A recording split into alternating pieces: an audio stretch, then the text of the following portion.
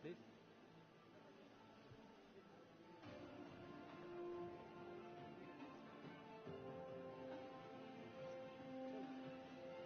ये interactive platform sir हम लोगों ने यहाँ लड़के लड़कियाँ भी रखे हैं लोग के यहाँ इधर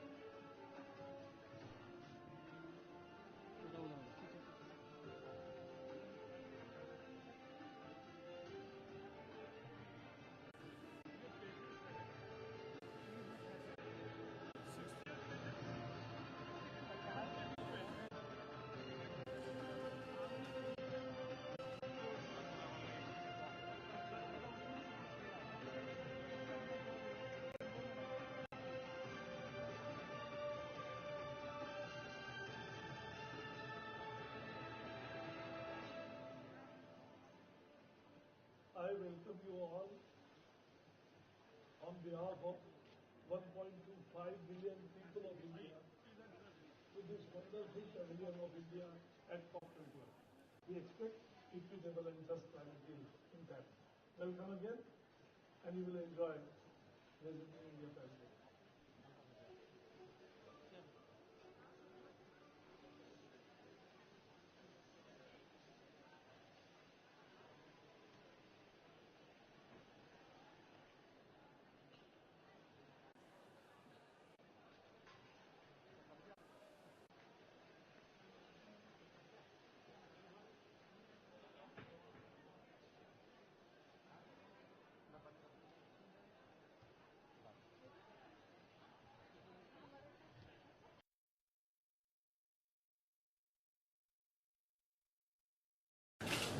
All the country, all the TV crews world over came here to, and this was the maximum footfall at this pavilion. So it became hit, and I must congratulate all those who are involved in making this pavilion really best and most attractive, innovative pavilion. What does it showcases? It showcases our commitment. As far as climate change is concerned, our efforts regarding everything, our innovative attitude. Prime Minister upscaled, very upscaled from 20,000 to 100,000 megawatts. People thought that it would not be possible, but it has become a reality, and it has led to a price revolution also. The new LED initiative, preponing of migration to Euro 6 or Bharat 6 as we say in India, of all the vehicles and fuel, give it up subsidy, a unique program where the firewood burning at 40% families today use firewood, which will not be there in 10-15 years. Every household will get LPG gas. That's a big thing, and it is coming out of from Give It Up program, whereby people are giving up subsidy, and that subsidized cylinder is given to those who don't have the LPG. So electrical vehicles, 30% subsidy, many things have been done, and therefore there is a big thrust on afforestation. We'll be investing nearly $30 billion in next 15 years in afforestation program. That's what our INDC said. And whatever our INDC says, we are implementing it. And therefore we walk the talk. This pavilion also shows our diversity, right from Himalaya to Coral to Ladakh to all kinds of geographies. We have 10 coastal states, 10 Himalayan states, 2 desert states, 60 islands where people inhabited, and we are also having 10 jungle states, forests predominantly. So we have tremendous natural variety. 8% of world's biodiversity is in India, and therefore this stall will give a correct impression of India to the world, and I think this will become most attractive, and we will be engaging with the world through this pavilion also. Now, without wasting time, I'll request our Prime Minister to inaugurate this booklet, Parampara. This is a very wonderful book which have been brought here, and this release of book, yeah,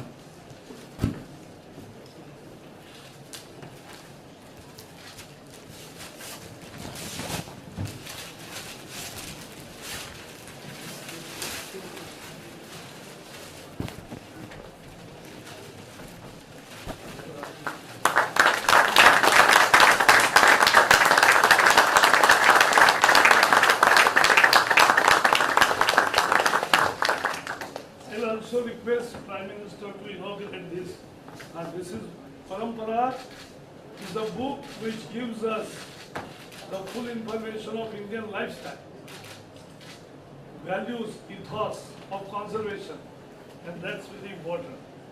And I will request him that he will release the book prepared by MNRE department, Investing in a Green Future, the ambitious renewable program.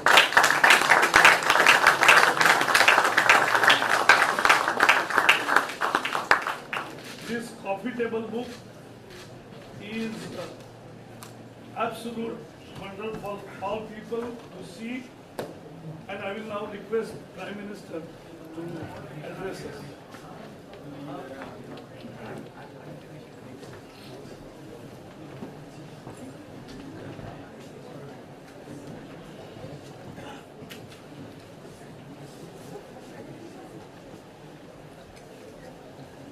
My ministerial colleagues, Sri Prakash Javadekar ji, Sri Piyush Goyal ji, distinguished guests, I am delighted to inaugurate the Indian Pavilion. This is the first day of a historic summit in Paris. We stand here in solidarity with Paris and France and in admiration for the resolve and courage. The entire world, 196 nations, has come together to shape the future of this world and the health of our planet. One can say that Paris to protect planet. This summit is of a great significance to India's future too.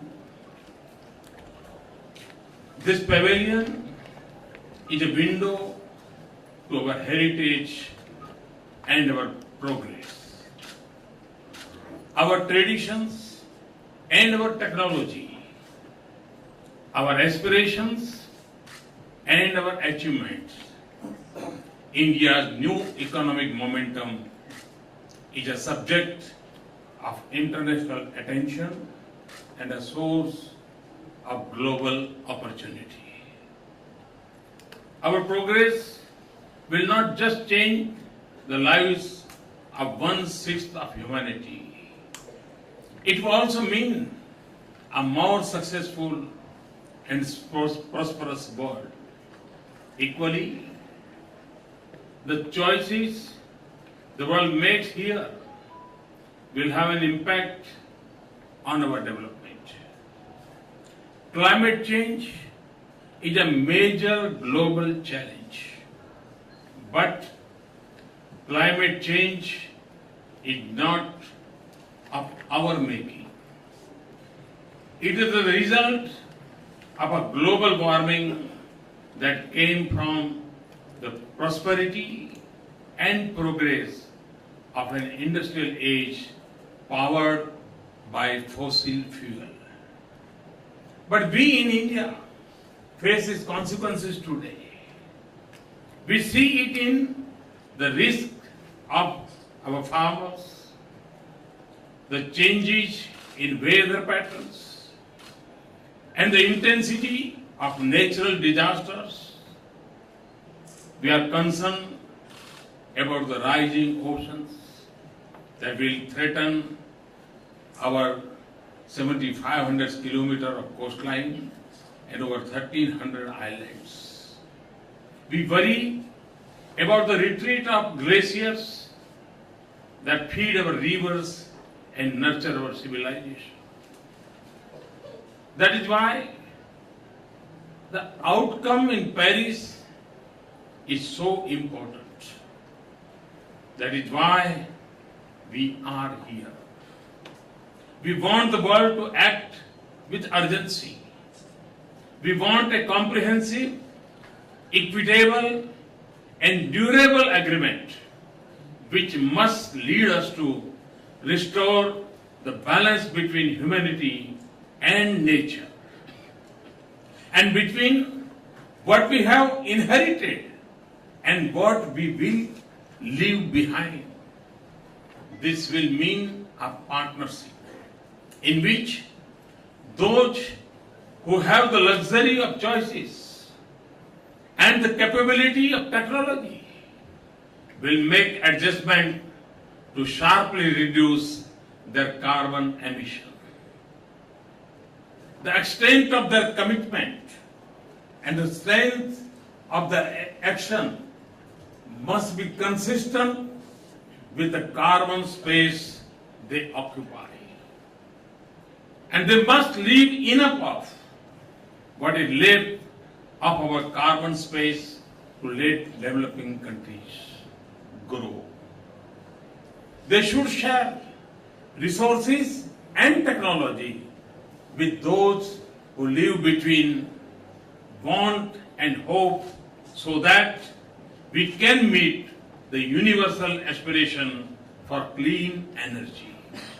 It will also mean that the developing world will also try to have a lighter carbon footprint on their growth path. We want the conviction of the world to be matched by efforts to create conditions in which we can succeed. Because our challenge is pressing, our efforts must be urgent.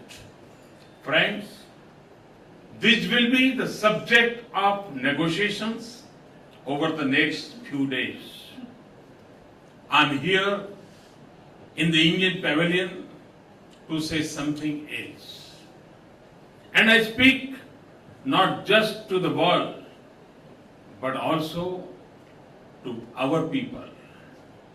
India's progress is our destiny and the right of our people.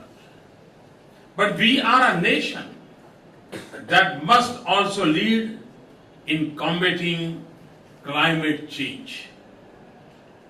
It stems from our obligation to give our people clean air, clean rivers, resilient farms, healthy habitats, and forests rich with life. It comes from our conviction that we must aim not just for higher incomes, but better quality of life. It comes from our commitment to the world. Above all, it arises from our timeless traditions and beliefs. The choices a people make are shaped by their culture and beliefs. In India, nature has always been treated as mother. Since ancient times, we have seen humanity as a part of nature, not superior to it. The divine has manifested in nature's diverse forms.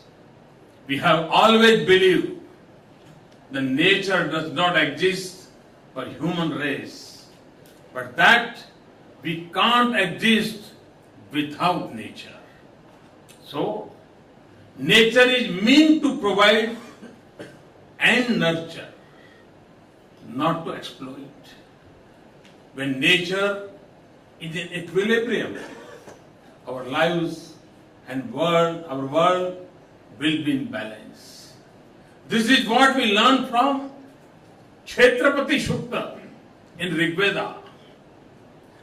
Kshetrasya pate madhu ana anta murmim dhenariv payo asmam duksha madhuhu chutam drutmiva suput amrutasya na patayo mulayantu. This means, O Lord of field, with the sweet waves of Mother Nature's blessings, may you milk our fields like the milk of a cow. With the sweetness of Mother Nature's bounty which falls like a clarified butter. Menu shared our grace on us. This is why Atharva Veda calls it a bounden duty that we must protect the earth so that life can be sustained. This is what we see in Gandhiji's life and his advice that the world has enough to everyone's need, but not for anyone's greed. This is what we have tried to capture in the publication Parampara that we have just released. This is why recycling and conservation comes naturally to us, and why we have sacred groves across our nation. Friends, and it is this spirit that allows us to set an ambitious and comprehensively strategy to combat climate change. We have target for renewable generation of 175 gigawatt by 2022. We have got to a good start with nearly 12 gigawatt likely to be installed by the end of 2016, more than 3 times the current capacity. Like cellular phones before, we can use renewable energy to bring power to our 18,000 unconnected villages quickly and cleanly. By 2030, we will generate 40% of our installed capacity will be based on non-fossil fuel. We will convert waste to energy.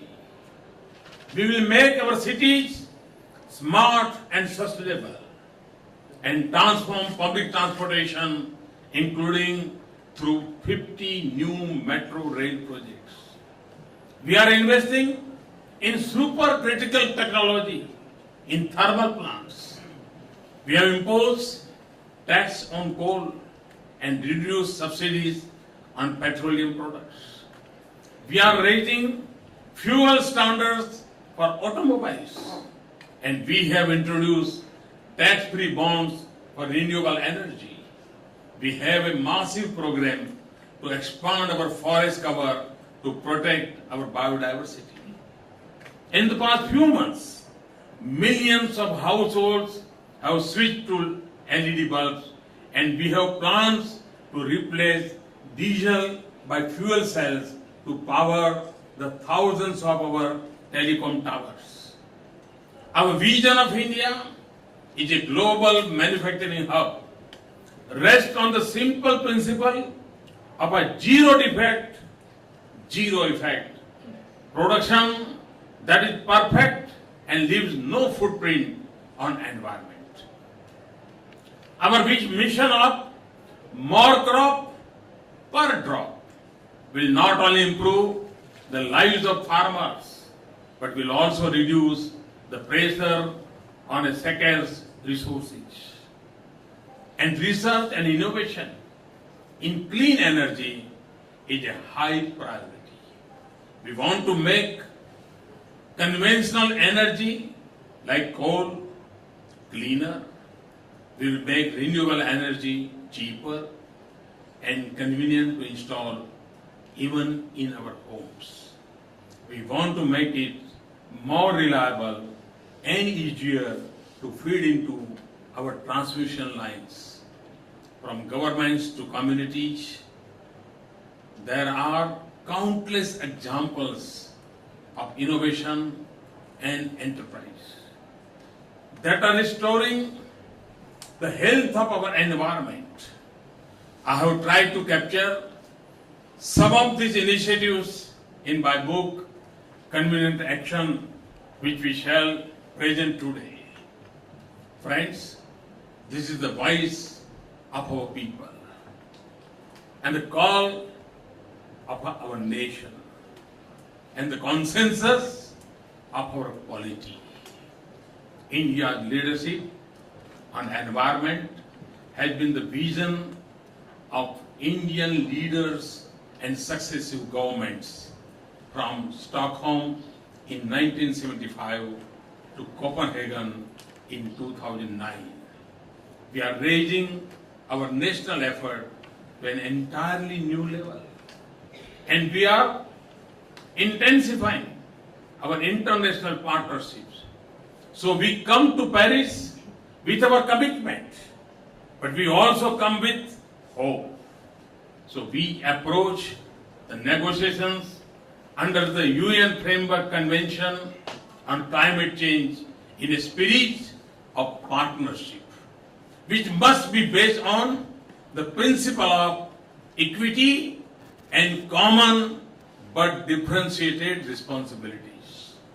Later today, I will join leaders from major developed and developing world for an innovation summit, because I believe that innovation and technology hold the key to our collective success. President Hollande and I will also co-chair the launch of my long-cherished dream of an international solar alliance to promote greater use of solar energy in the 121 solar-rich nations, to call the world to look deep into the ancient wisdom of all our civilizations, cultures and religions. I had requested President Hollande to bring out a book of quotations from around the world. I am happy that we will release it today. And I will also call for a change in lifestyles so that we reduce the burden on our planet. The enduring success of our efforts will depend on the way we live and think. In conclusion, therefore, let me return to the theme that defines us in India, the spirit of partnership, the belief in oneness with the whole, that is nature. To the people of India and our friends in the world, I call you to live with the commitment of Loka Samasta Sukhina Bhavantu. The desire of well-being should include our planet, our nature, all countries, and the entire humanity. If our thinking is right, we will form a true global partnership of capabilities and needs that leads us to a low carbon age. Thank you very much. Thanks a lot.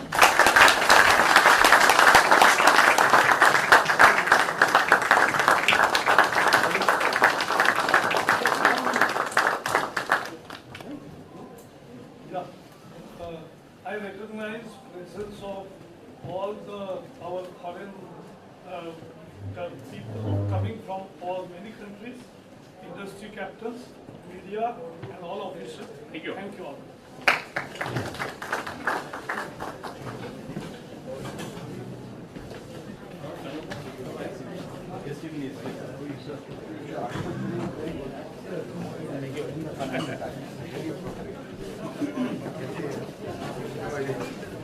Thank you.